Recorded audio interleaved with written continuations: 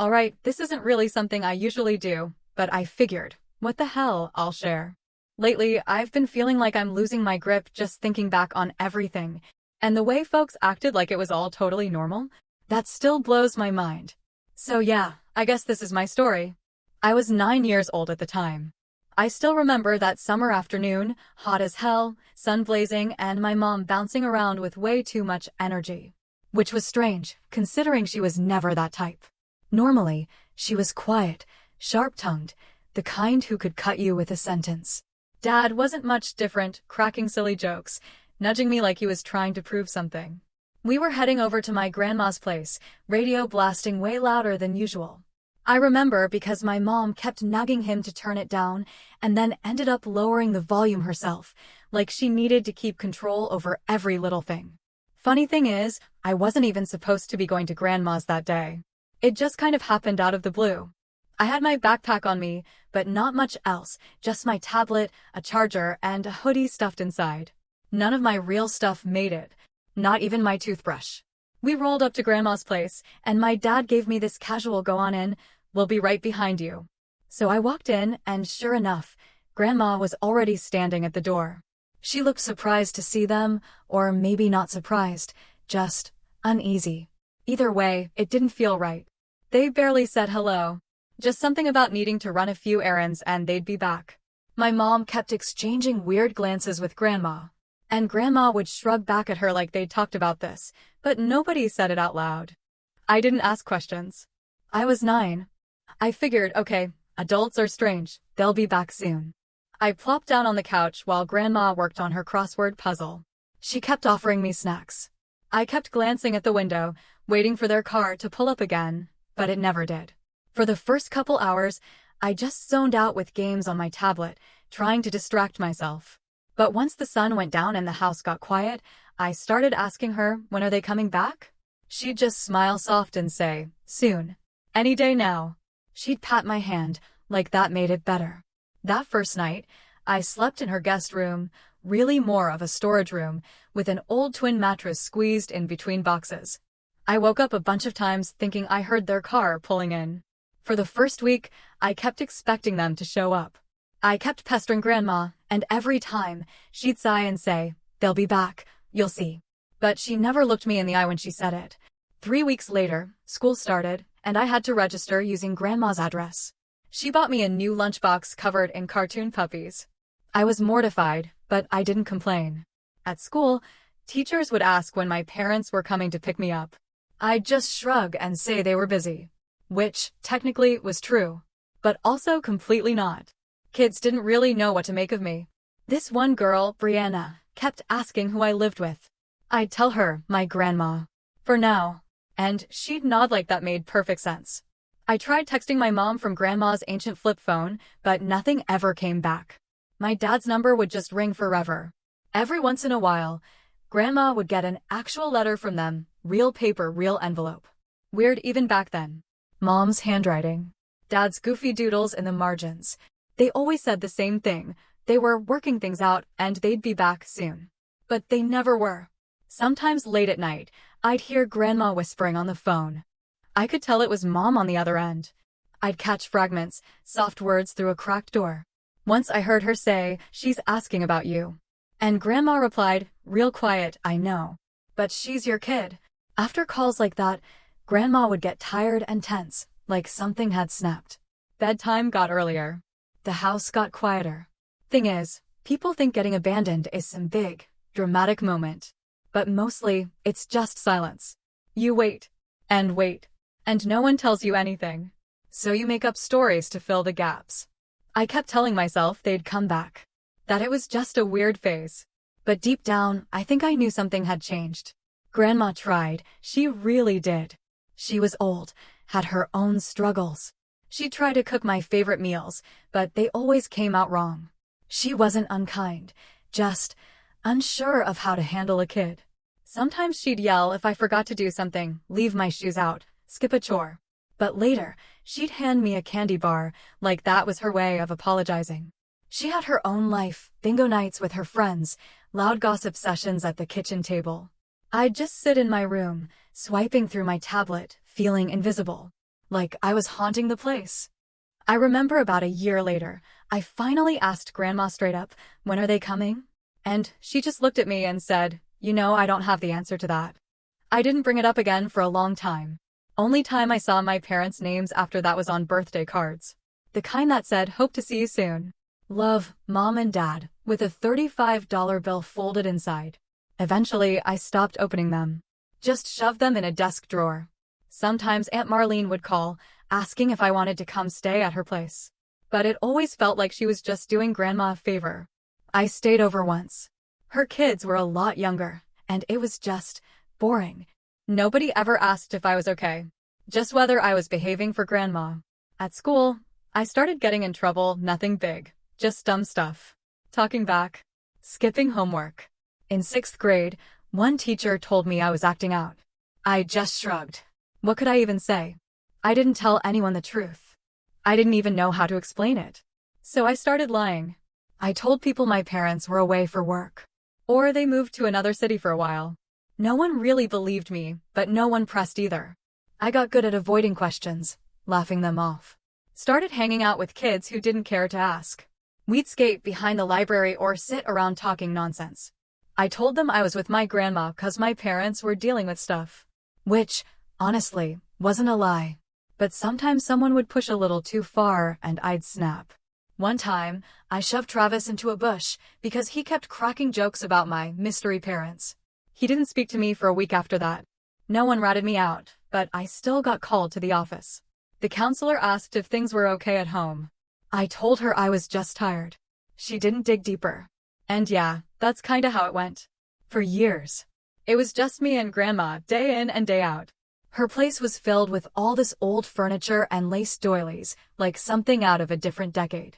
I used to sit at the kitchen table doing my homework while she made soup that always tasted like nothing but onions. We didn't argue much, except about little things, chores mostly, or if I forgot to call when I was running late. Every now and then I'd get upset and blurt out that I wanted to go home. She'd just look at me and say, "This is your home now." I hated hearing that. It felt like a door slamming shut. That's around when I started spending more and more time online. Just scrolling endlessly through whatever, watching dumb videos, texting people I barely knew just to feel less alone. That's when it really sank in. This wasn't temporary. This was it. My life. Nobody was coming back for me.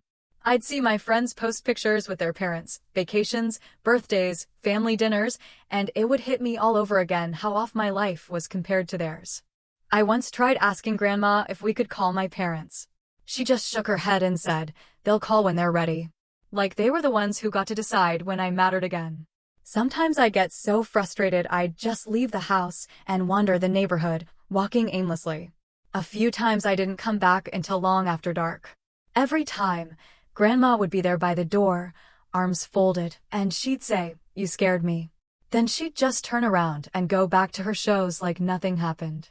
I knew she cared, but she wasn't the type to say it out loud. There was one time, maybe I was about 14, when the phone actually rang and it was my mom. Grandma handed me the phone and I could tell right away my mom was uncomfortable. She asked a couple questions about school, said she missed me. I told her, okay. Then she said she'd be seeing me soon. But she didn't. That was the last time I let myself get my hopes up. After that, I started telling people a different story, that my parents moved and couldn't take me with them. Folks seemed more likely to believe that than the whole working too much excuse. And that's how it all began. People think being abandoned happens in one loud, tragic moment, but really it's just a slow drip of silence.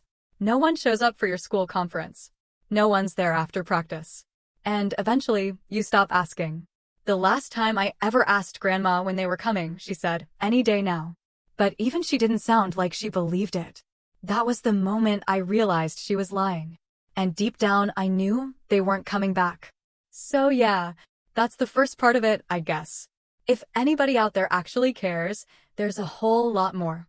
Here's the first update. I didn't really think I'd post more, but whatever. Let's see how far this goes. I don't even know if any of this will make sense to people who had regular families. But it's the truth. I'm probably gonna ramble. Just warning you. So, 2015. Grandma had already been declining for a while, even before COVID hit. But that year, things took a sharp turn. Her health just collapsed. It felt like she was always in and out of the hospital, one issue after another. I'd ask her if we should tell my parents what was going on, and she'd always say no. "Don't bother them," she'd mutter. By then, I was 20. I was the one holding things together, paying bills, buying groceries, making sure the place didn't fall apart. People thought I was doing fine, just because I seemed mature. What a joke! A few of my friends drifted away. Maybe because I never had time to hang out. Or maybe I stopped trying to keep up. The house got so quiet at night. Just the buzz of the TV and Grandma snoring in her recliner. Sometimes she'd wake up confused and call me by my mom's name. I don't know if that really matters, but it stuck with me. Like, even when I was the only one there, I still wasn't really seen. When she passed, it was just me and her in that quiet house. I was the one who had to make the call to Aunt Marlene, and she handled telling the rest of the family. The day of the funeral felt surreal. It was too nice outside, bright sun, wind in the trees. And I kept thinking how Grandma would have scolded me for not bringing a jacket. I was numb and angry at the same time. Just wanted the whole thing over with. Then it happened. My parents actually showed up. Out of nowhere. After all those years. They never called. Never visited. Just the occasional birthday card or a generic text that could have been sent to anyone. I was standing up near the front of the little chapel, waiting for people to trickle in, and there they were. My mom looked almost the same, just more worn down. Tired in a way I couldn't explain.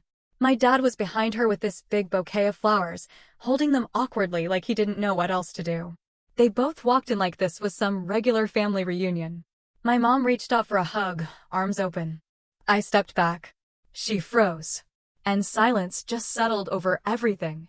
My dad gave this helpless shrug, like he didn't know what I wanted from him. Aunt Marlene stood nearby, arms crossed, giving them a death stare, but not saying a word. Other relatives started whispering.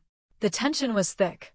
My cousin Callie kept pestering me, asking if I was okay, but it felt fake, like she was just fishing for gossip. I told her I was fine and wandered over to the food table to escape. The whole service went by in a blur. People took turns talking about how strong Grandma was, how she loved her family. Meanwhile, all I could think about was how she never got to stop carrying the weight my parents dumped on her. My parents sat in the very back, not talking to anyone. When the service ended, folks were milling around, eating cookies, unsure what to say. That's when my mom came up again and placed a hand on my shoulder. I looked her right in the eye and asked, "Why did you leave me?" She didn't answer, just stared at the ground. My dad mumbled something about having our reasons, but wouldn't meet my gaze either. That's when things blew up. Aunt Marlene jumped in. "You've got no right showing up here after all this time," she snapped. My mom tried saying she always thought about me. Marlene laughed, one of those sharp, bitter laughs. "Sure you did." Some older relative, Lorraine, I think, tried to calm everyone down, saying it wasn't the time or place. My mom looked like she was about to cry, but all I felt was this dull annoyance. It got louder after that. My dad tried to say they didn't mean for things to turn out this way. Marlene shot back that Grandma deserved better. My mom started talking like they were the ones who got hurt, like they were the victims. I couldn't take it anymore. I walked out, stood in the parking lot scrolling through my phone, not really seeing the screen. Heard a door slam inside, probably Marlene. Callie came after me, calling my name, but I didn't answer. She caught up and asked if I wanted to come back in. I said I needed air. A couple other people came out, awkwardly trying to talk, but mostly it was just quiet. Eventually, my parents came outside too. They stood by their car like they didn't know what to do next. My mom kept glancing my way like she was hoping I'd say something. Finally, she walked over and tried again to hug me. I stepped back, just like before. She looked hurt, but I didn't care. My dad said we should talk. "You're old enough now." And I just asked, "Talk about what?" He didn't answer. Just looked at my mom. She said they truly believed they were doing what was best, that they weren't ready to raise me and thought I'd be better off with Grandma. I asked her straight up, "How is abandoning your kid the best choice for anyone?" She didn't say a word. Just wiped at her eyes, turned around, and walked away. People began trickling out after that, muttering their goodbyes and giving me those awkward half-hugs, the kind where you can feel they'd rather not get involved. Marlene pulled me aside. She told me I didn't owe my parents anything, that if I didn't want to speak to them, I didn't have to. She said she'd always believed what they did was wrong, but no one in the family had the guts to stir up drama back then. I just nodded. I didn't want to talk about it anymore. Eventually, most folks had cleared out, but my parents were still lingering by their car. My mom climbed into the passenger seat and slammed the door shut like she was mad. My dad stood there for a second, staring at the ground, then climbed in too. And, just like that, they drove off. Later that evening, I was inside tidying up the chapel, putting away half-eaten cookies and wiping down tables, while Callie sat scrolling through her phone. She kept showing me pictures people had posted from the funeral, treating it like it was just another social event. She didn't seem to get why it bothered me so much. When I told her to knock it off, she just shrugged, said she was only trying to help. I checked my phone and saw a message from my mom. "Hey sweetie, been thinking about you?" With a question mark, like it was casual. I didn't respond. Over the next few days, I got a bunch of calls and messages from different people asking if I was doing okay. But none of it felt real. Nobody asked what I actually needed. They just wanted to feel like they checked a box. Marlene offered to let me stay at her place, but I told her I was fine staying in Grandma's house. She called me stubborn and said I was just like my mom. The house felt emptier than ever. Just me, the creaky floors, and all of Grandma's old furniture. Sometimes I swore I could still hear her scolding me for leaving the lights on. My parents didn't call. Didn't text again for weeks. The strangest part was how everyone else acted like it was just your typical family drama. Families are complicated, they'd say. You'll work it out. But no one actually wanted to know what had happened. They didn't want to take sides. They just wanted it all swept under the rug. I started digging through Grandma's drawers, finding old birthday cards, handwritten letters, dusty trinkets she'd saved for decades. I found a few notes from my parents to her, thanking her for helping out. Not a single word about me. One day, I was at the grocery store when I ran into Walter, a neighbor from way back. He asked me if my parents had moved back into town. I told him no, they were just here for the funeral. He gave me that look, like he wanted to ask more but decided not to. The bills kept coming, the fridge ran low, stuff around the house started breaking. I fixed what I could and Googled the rest. Marlene would stop by now and then, mostly to drop off groceries. She didn't stick around long. And the anger? It started building. Not just at my parents, but at everyone. Everyone who acted like any of this was okay. I started snapping at Kelly, ignoring messages, muting group chats. My parents didn't come back, but a few weeks later, I got another text from my mom. "Can we please talk?" Just once. I deleted it without replying. So yeah, that's how the funeral went. A bunch of people pretending and absolutely nothing changing. If you're still here, I guess maybe you want to hear what happened when they tried to reach out again. That's its own mess. I'll share if anyone cares, but honestly, I'm exhausted. Second update. Still me, Tessa. And if you've made it through the first two parts, then by now you know I don't do tidy endings. Don't expect some clean emotional wrap-up here. This is what really happened. Messy, jagged, real. So now it's 2016. A full year since Grandma passed. The house still smelled like her sometimes, like that mix of old paper, floral powder, and onions that had simmered on the stove too long. I was still living there.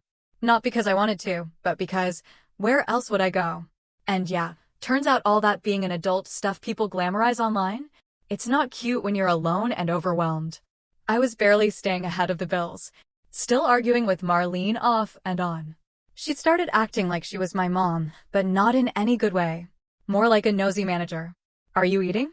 Did you pay the electric bill? Why are you up at 2 a.m.? And then she'd ghost me for days. After months of silence, aside from the occasional "hope you're doing okay" text from my mom, which I never replied to, suddenly she started messaging again. More often. Like every week. Then every couple of days. "Hey sweetie, thinking of you. Can we talk?" And then my dad chimed in too. Less sweet. More direct. "We need to talk.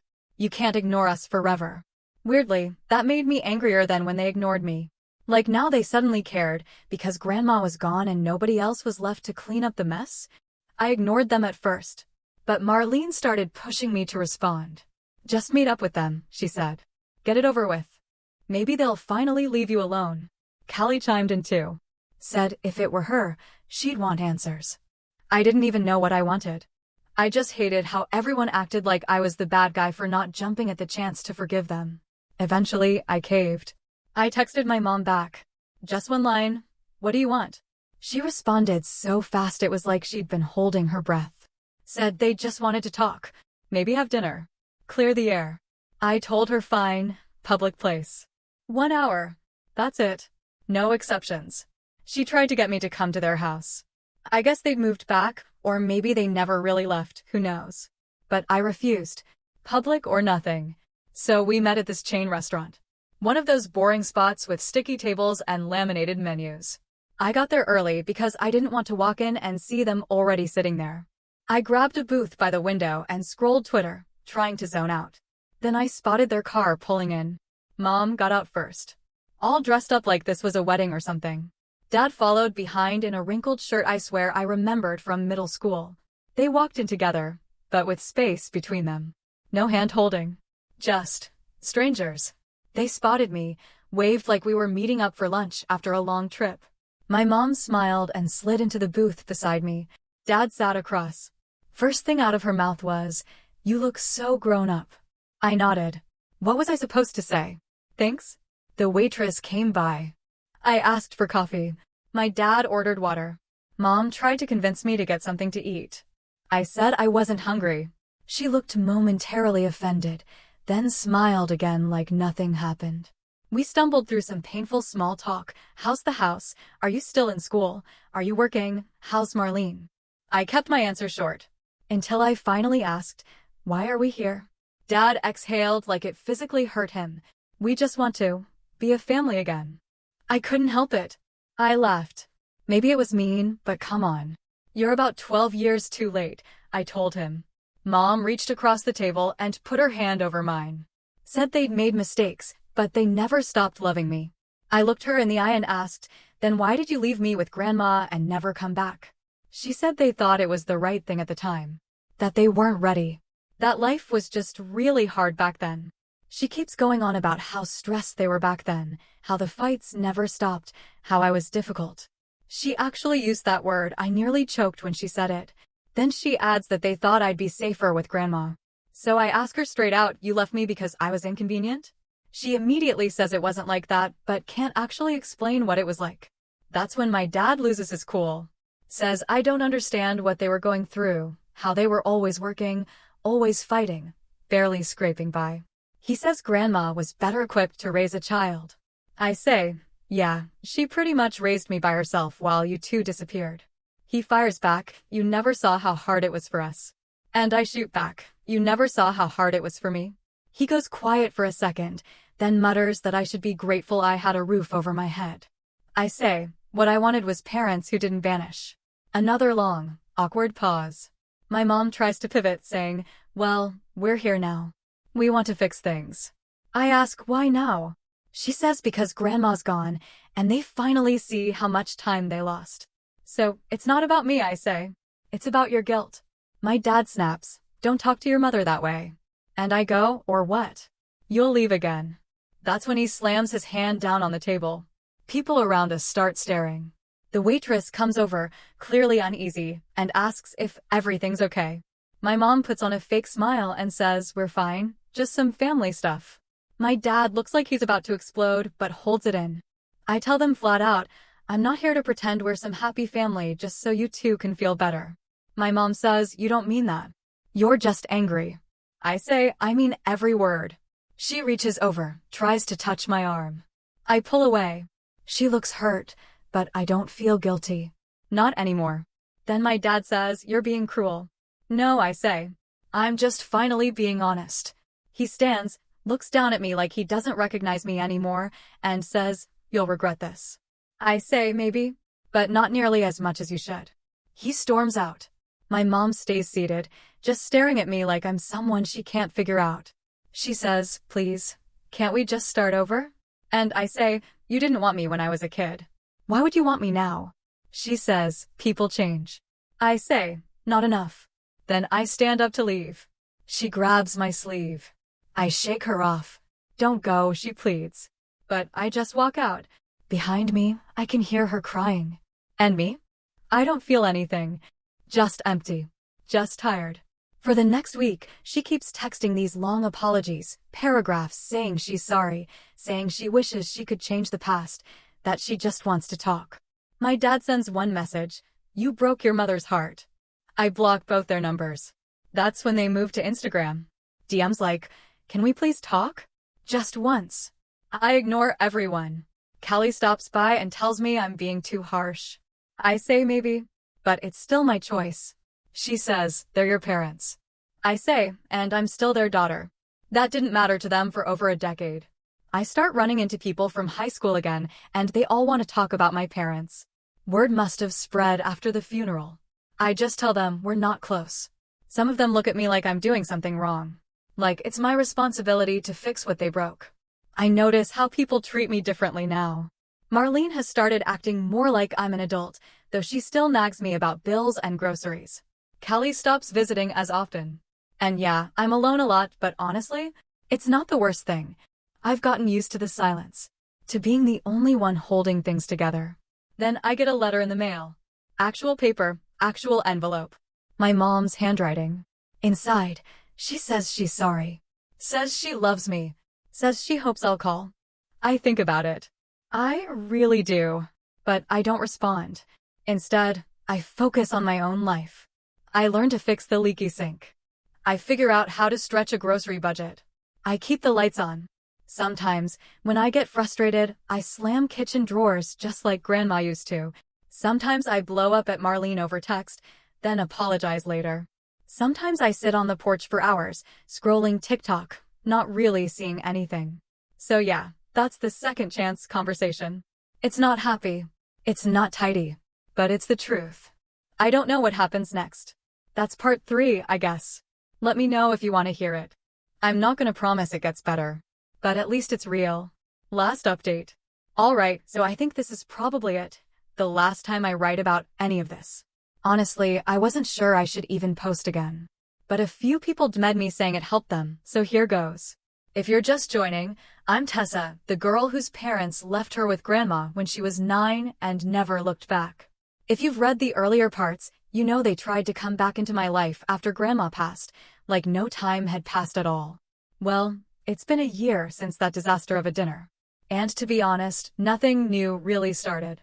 But here's what's gone down since then. 2021 started off strange. I figured that after I blocked them and ignored everything, they'd just disappear again.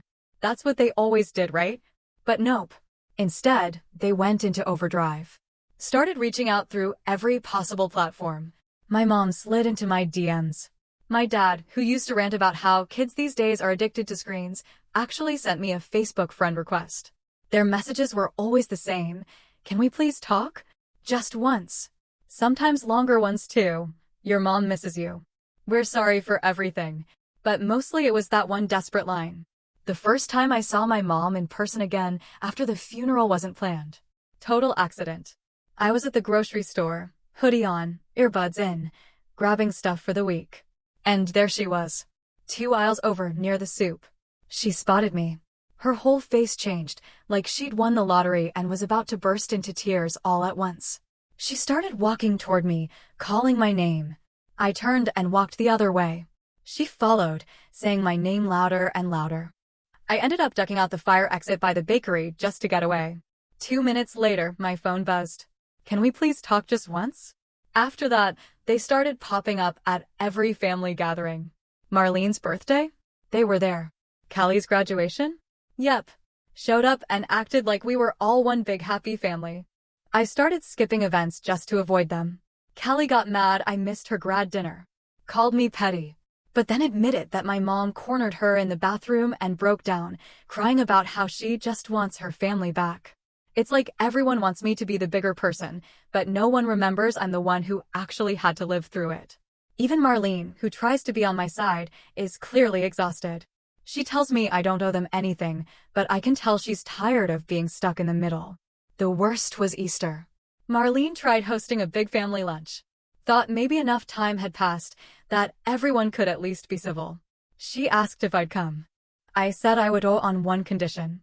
If my parents promised to leave me alone. I told Marlene if I was going to show up, then my parents had to leave me alone. No emotional ambushes. Just act normal and let me be. She promised she'd make that clear to them. So I went. I brought a pie because, well, I'm not a monster. And Marlene always tells me not to come empty-handed. From the second I walked through the door, the whole vibe was off. My parents were already sitting at the table. My mom smiled way too wide, like she was playing some part in a feel-good family movie. My dad stood up like he thought we might hug or something. I walked right past him and handed the pie to Marlene, who gave me this look like she immediately regretted inviting everyone. Callie tried to joke, "Look at you, all domestic," but no one even cracked a smile. We made it through lunch. Barely. My dad kept sneaking glances at me like he was trying to figure out when to say something. My mom kept inserting herself into every conversation I was having.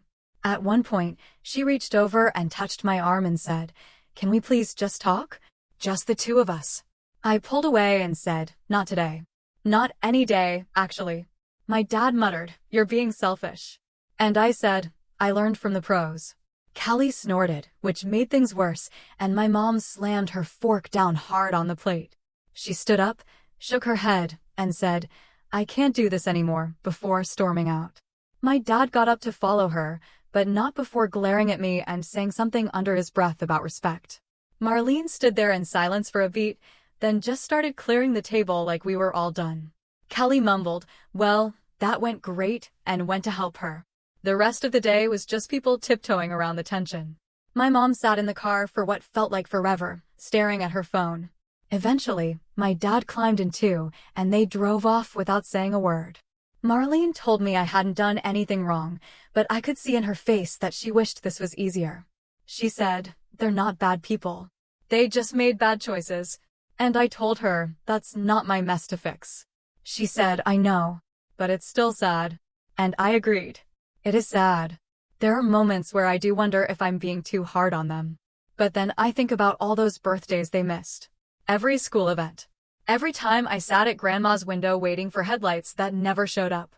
Nobody ever truly apologized for that. Not in a real way. My mom always says she was overwhelmed. My dad says he was just trying to keep everything together and couldn't do both. They talk like leaving me with Grandma was some grand act of generosity, like I should be thankful. I see all these posts online about forgiveness, about how family is everything, and honestly, that only makes sense if your family didn't treat you like a leftover chore someone else had to finish. I started therapy not because of them directly, but because I was angry all the time and didn't know where to put it. My therapist told me it's okay to not want a relationship, that I get to choose what's healthy for me. Still, I feel guilty sometimes. Especially when Marlene looks at me with that ache in her eyes, like she wants to make it right for everyone but knows she can't. But I'm not a kid anymore. I'm not going to pretend that I'm the one who needs to fix all this. Instead, I started fixing up Grandma's house, little by little. I painted the kitchen, got new curtains, tossed the weird figurines and dusty knickknacks that made the place feel like a museum of sadness. It's not much, but it's mine now. Sometimes I catch myself talking like she used to, yelling at myself for leaving lights on, scolding the sink for dripping. I wish she were still here. She wasn't perfect, but at least she was real. She never faked anything. Callie still drops by sometimes. We eat junk food and watch terrible movies and avoid talking about family altogether. Marlene will swing by with groceries and complain about the state of my lawn. I don't mind. I know she means well. My parents? They're still around. Kind of. They send the same message every couple of months, like they're waiting for the right time to try again. Sometimes my mom leaves a voicemail. I don't listen to them anymore. Last month, my dad mailed a letter. Handwritten. Said they're getting older. Said they want to get to know me. Said nobody's perfect. You only get one family. I thought about writing back. I really did, but I didn't. People always expect some big ending to a story like this. Like I forgive them and now we're all healed and close. Or I cut them off forever and now I'm thriving. But it's not either of those. It's just quiet. I wake up. I do my job. I pay the bills. I hang out with the people who get it. The ones who don't ask too many questions. Sometimes I think about replying. But I haven't yet. Maybe one day. Maybe never. So yeah, that's it. Not a dramatic ending. But it's real. Thanks if you stuck around and read all of this. I don't know if it helps anybody else, but at least it's not sitting in my head alone anymore. And for everyone who keeps asking, why not just meet up with them? Why not give them another chance? Why not hear them out? Here's the truth. And maybe it makes sense. Maybe it doesn't. It's not just about the fact that they left, or the missed birthdays, or the empty seats at every school play. It's that when they came back, they still made it about themselves. Every time. It was always about how they wanted to feel better, how they needed forgiveness, how they missed me. Not once did they ask what it was like for me. Not once did they say, I'm sorry I hurt you. Tell me what you need. It was always about the stress they were under, the chaos, the hard choices, like someone forced them to leave. They didn't come back until Grandma was gone, until I was the only one left. I don't want people in my life who only show up when it's convenient, when they're lonely, when they want to feel better about their past. I want people who see me, who care about what I want, who don't twist everything around so that I'm the one responsible for fixing their damage. They had years to show up, to say sorry, to make things right. And they didn't. Now they want to skip to forgiveness because it's easier for them. I'm not interested in being someone's backup plan, their redemption story, their emotional band-aid. If they ever truly cared about how their absence affected me, if they ever stopped making it about their own hurt, then maybe we could have had something. But they didn't. And I don't believe they ever will. So no, I'm not doing this out of spite.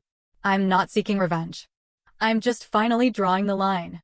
I get to choose who has access to me. And right now, they don't deserve it. Maybe that'll change someday. But for now, I'm good with my decision.